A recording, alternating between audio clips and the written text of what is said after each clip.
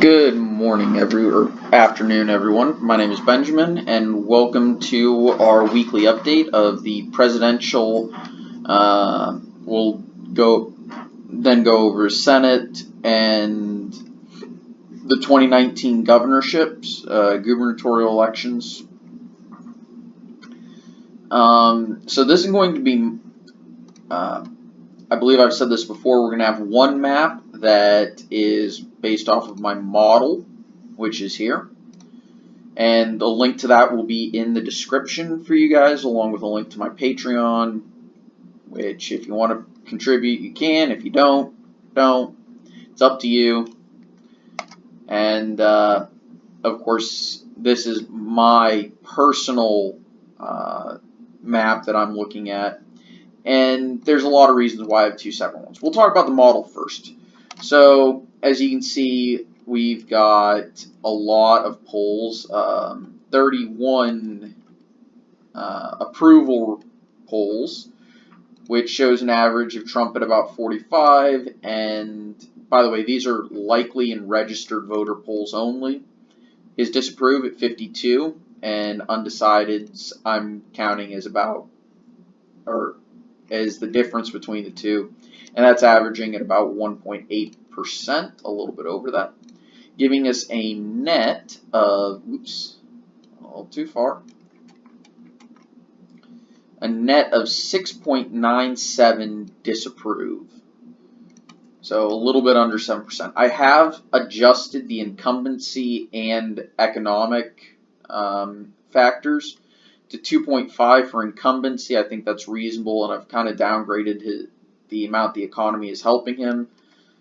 I think this is perfectly reasonable as it stands. I haven't had any nationwide approval polls that broke down by state. So all we have, and of course these are still the same generic polls.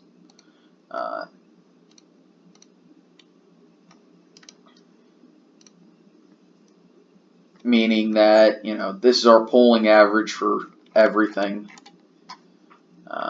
So now we go to our actual forecast on the model, and it shows Trump just slightly ahead. It's like 9.79% advantage for the Democrats, with 15% undecided. So there's a lot of room to improve for Trump, obviously. Also a lot of room for Democrats to improve. And you go state by state, and this is what you get. So anything in the lightest shade, according to the model, according to my model, will be shaded with the lightest color for each. So Florida and Arizona, for example, are both within a percentage point. Here's Arizona's, just to highlight it, 48.04 to 48.19. So that's just outside of 0.1%, so really close. You go down to Florida, and you've got a little bit over a 1.6% advantage for the Democrat in this scenario. Georgia is 1.3% advantage for the Republicans. You go to North Carolina, Democrats are maybe slightly ahead by 0.2. At least according to the forecast. And of course, you can look at this. As I've stated, I actually update this in terms of polling every single day, and I update the economic and incumbency factors once weekly right before I do this. As you can't really, 100% tell. So obviously, this shows the Democrats with an advantage for sure. 333 electoral votes to 204, with one vote as a toss-up, and that would be the Nebraska seconds, because it's right on the borderline of what I consider, I honestly can't tell. I kind of have an estimate of how much. Let's actually go to Nebraska. Here we go. Republican needs to get about 58%, and the Democrat needs to get about 40% in order for the Democrats to actually win that 2nd congressional district. So an 18% gap, and this is a 20% gap, a little bit less than that, but it's not enough for Democrats to pick that up.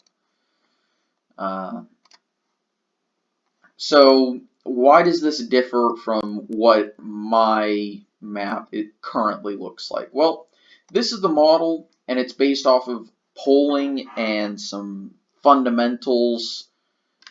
And the problem is that a lot of the polling has a high amount of undecided voters, and there's a massive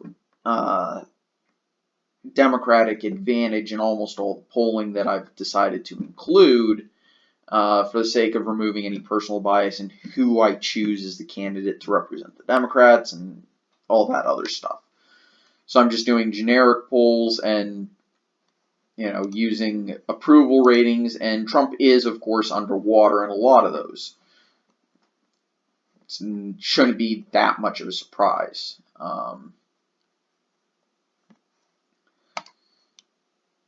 So when we go over to my forecast and what I am personally looking at, I'm looking at assuming that there is a regression towards the mean, and you have the polling move in the direction of a competitive election, which it likely will.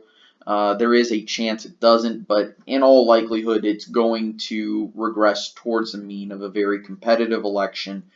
And the closer the election gets, the more of an advantage Trump has.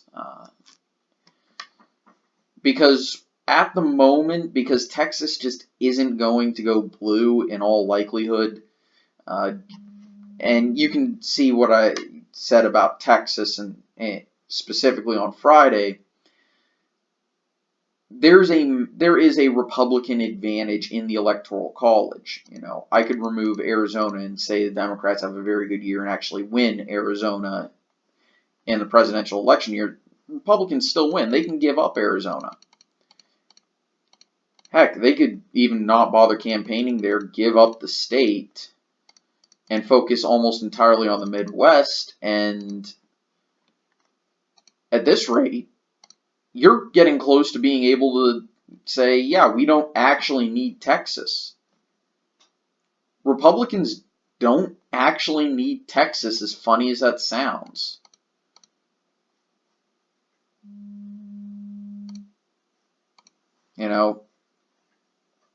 And on this map, the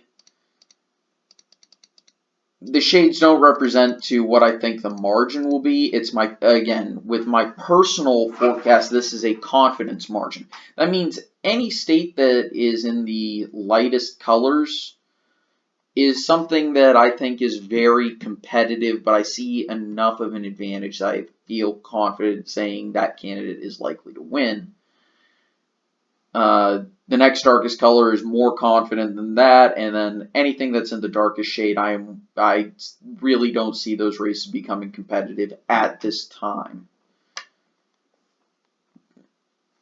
Anyway, let's move on to the Senate forecast, where, if I remember correctly, yeah, okay, so Arizona, don't think Utah.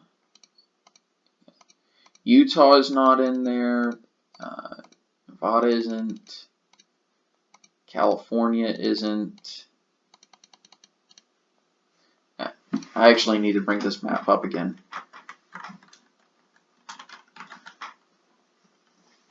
Oh, whoops, not 2016. Sorry. There we go. Perfect. Washington. Yeah, sorry, I should have had this prepared beforehand, but I was kind of focusing on the presidential and then just realized I needed to update everything else.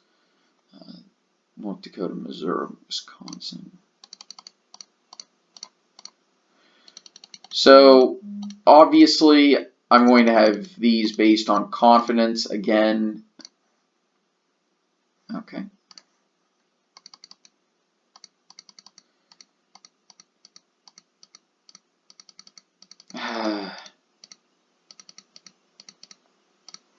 You know what? I'm going to do this to make it go a little bit faster.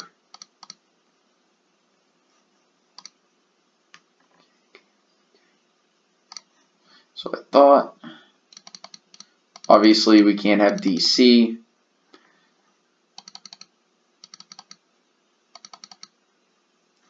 Can't. New Jersey, okay.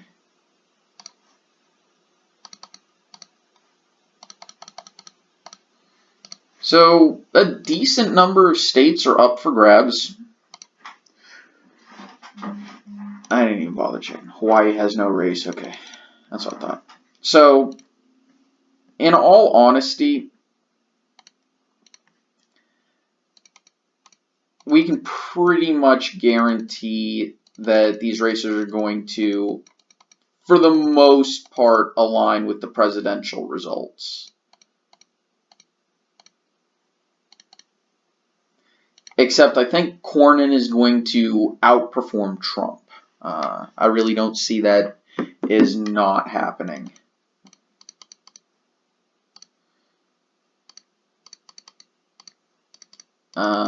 Michigan is weird because I could see the Republican, especially if it's John James, outperforming the Democrats. West Virginia, that's going to go red.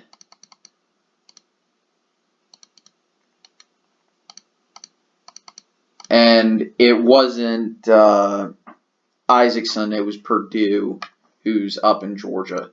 I kind of forgot which one's which because I haven't paid attention. Mississippi will probably go with the presidential results, though this race is interesting in terms of the runoff because Cindy Hyde-Smith committed a major blunder, and yeah.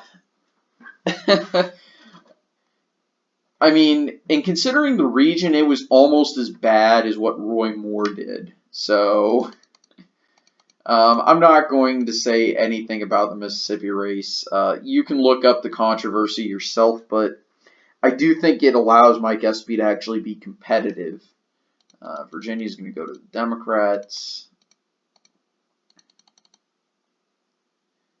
Jersey and Delaware are pretty much safe for the Democrats. New Hampshire could give us a split decision. In Maine, Murkowski could win, but I'm actually leaning this towards the Democrats for now.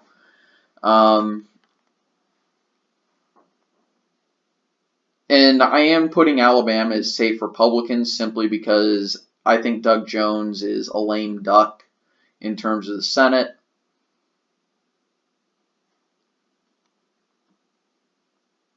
I think this means there's Democrats get 2 seats, Republicans get 1. So that means 52 to 48, including the independent senators. There is a chance that the Republicans could pick up 1 or 2 seats or hold on. But I don't think it's that likely. I think Democrats do have a slight rebound, but they're not taking the majority. Anyway, let's clear this out. Let's get our blank map again. And actually, we can do this. Louisiana, I really don't think John Bel Edwards is in any real danger. He's popular. He's doing a very good job running the state. And he is the right fit for Louisiana. Mississippi is more than likely going to go Republican. I've seen people saying that the Kentucky governor is very unpopular, and yes, while that may be true, that's the same reason people said that Texas was going to go to Beto O'Rourke, and Texas was even less Republican-leaning than Kentucky.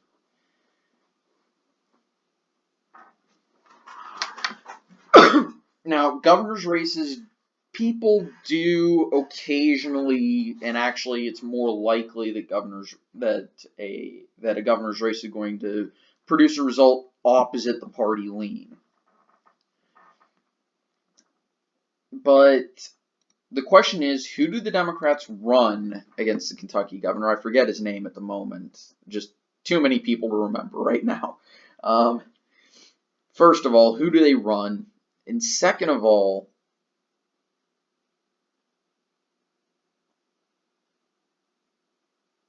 there's not a lot of there isn't a lot of ground being contested in this race. So the Republicans can afford to dump a ton of money on all three of these races if they really wanted to. And if they thought they were completely secure in 2020, they could say, yeah, we'll go ahead and make sure that this race is out of question. We'll go ahead and pick up Louisiana as well. Obviously, I don't think that's going to happen, but I just don't see Kentucky as flipping. It's just, it's too,